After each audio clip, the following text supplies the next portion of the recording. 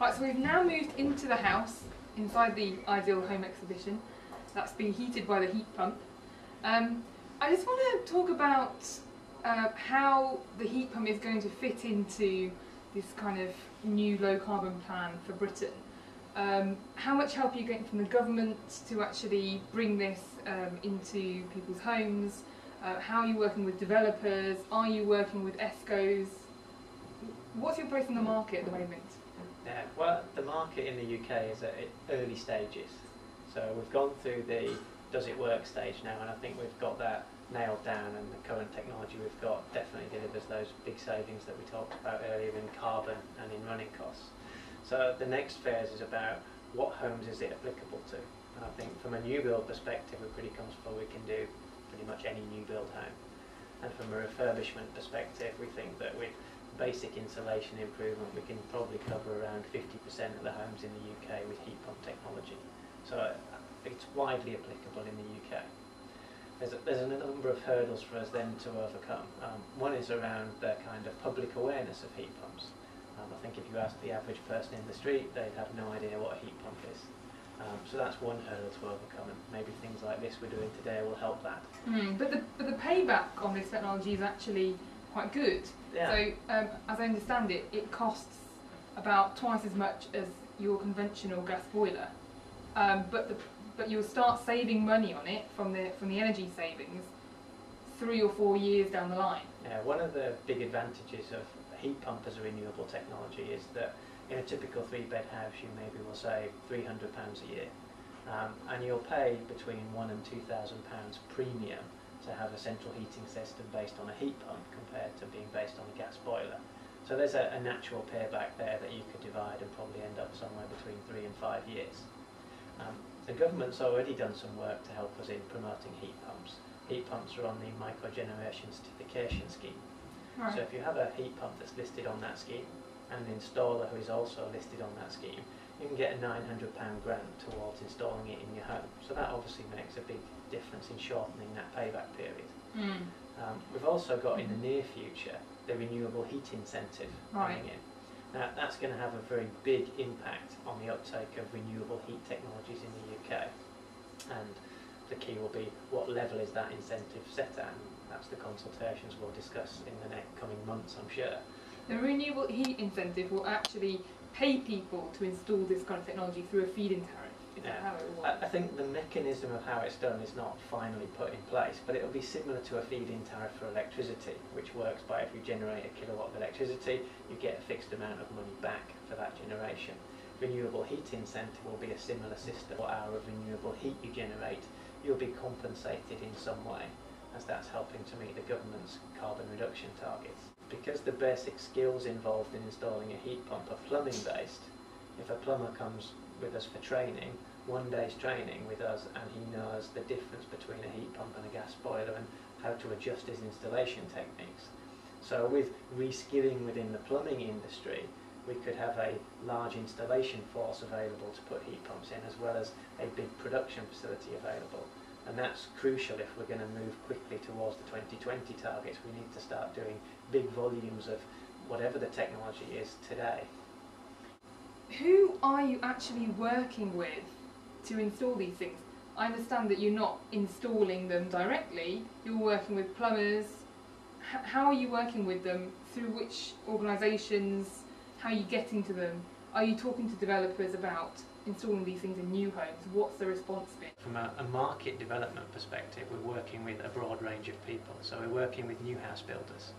New homes are probably the easiest for us to do because they're very energy efficient when built to today's current standards, and a heat pump easily meets the requirements in a new house. We're doing a lot of work as well with social housing. That's on 2 tacks. One, they've got obligations to reduce their carbon footprint, but also equally as importantly, there are fuel poverty issues with a lot of the tenants in social housing, and obviously reducing your running costs by 30+% makes a big difference to that, and probably in many cases when they're not on the gas grid makes the home more comfortable as well. We've also started to see movement in government circles for the adoption of heat pumps, and I hope a recognition that heat pumps will play a substantial part in the low carbon heating future in the UK. How many of these products will you hope to have sold by 2012? That's a good question, and it depends a lot on the way things change from a legislative perspective as well as a kind of customer perception perspective. There are already thousands of units operating in the UK, but when you consider the boiler market is close to 1.6 million boilers per year, that's obviously a small dent in the total amount of heating sales per year. If things went well by 2012, I'm sure the market could be 50,000 or more units. That capability is there, and we're ready and able to support that kind of volume in the market, both from a training perspective and a production perspective. So I've got great optimism for the future of air source heat pumps. Are there any big companies you're working with to actually fit this technology in homes? We're talking to a lot of the big energy suppliers about this. We're also talking to a lot of the big house builders, and many of the social housing providers in the UK have many thousands of properties on their books, and we're talking to that whole range of customers. And I expect this year will probably be the year that air source heat pumps, and hopefully Ecodan in particular, becomes more of a mainstream technology. And we see a big exponential growth in the market in the coming years. So it could be that the utility companies are coming to their customers saying, this is a way that you can save energy and help the environment.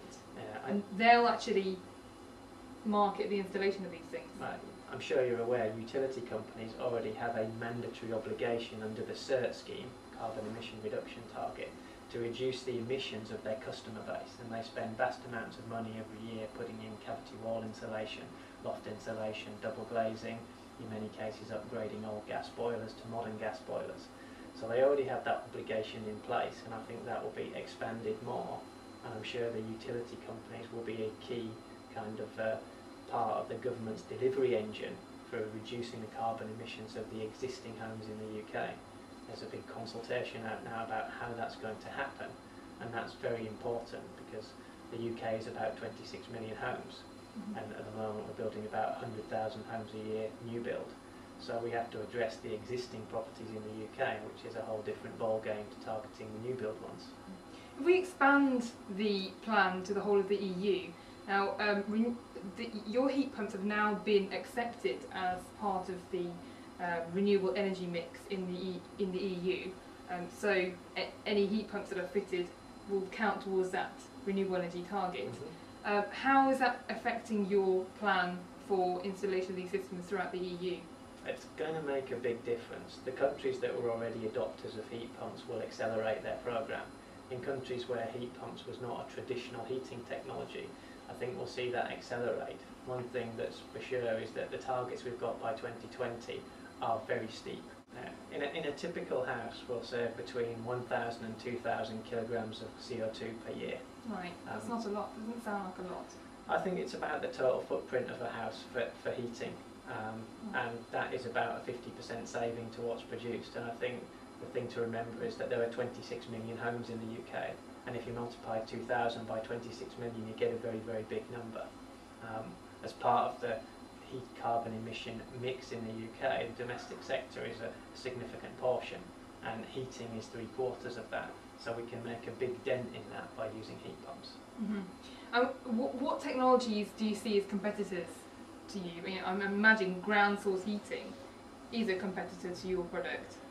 What other competitors are out there in the market? So I think we're honest enough to accept there's no one silver bullet technology, but we think probably air source heat pumps will take a big portion of the market, particularly down to their ease of installation. Ground source heat pumps have their place as well, but there's a significant amount of groundworks. We're also up against, from a competitive spectrum, biomass boilers and the equivalent, whether that be solid fuel or liquid. I think in the right application they're spot on, where you have big heat load possibly in a rural area, but to having bags of wood chips delivered to every home in the UK like we had coal delivered in the past. So there's a challenge out there, and we think air source heat pumps are one of the easiest technologies to live with and also apply. But honestly accept there's a place for virtually all the technologies. It's about being fair and taking each one on their merits and using them where they're most suitable. Alright, great. Thank you very much for talking to me, Donald. Thank you, it's been enjoyable.